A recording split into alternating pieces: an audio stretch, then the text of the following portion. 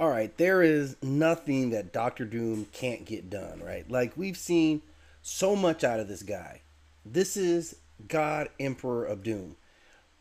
By far my favorite iteration of Doctor Doom, and I love almost every iteration of Doctor Doom, right? This guy gets after it. This iteration of Doctor Doom is where this is involving the multiverse, and two realities are collapsing at the same time, two realities. And he manages to bypass this and drain off the power of the Beyonders in the process, giving him just infinite godlike power. So shaping reality, like every aspect, anything, he manipulating energy, force fields, like anything that he would choose to do.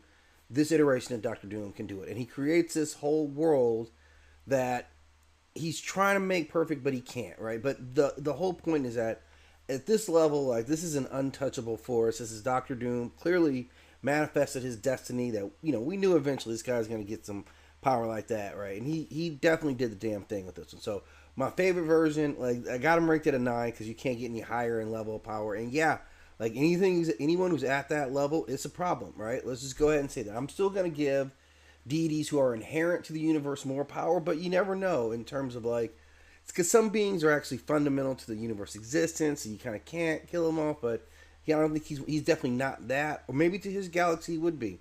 But whatever the case is, like, here he is, Doctor Doom. Let me know what you think about this character in the comments, and as always, hit that like and subscribe.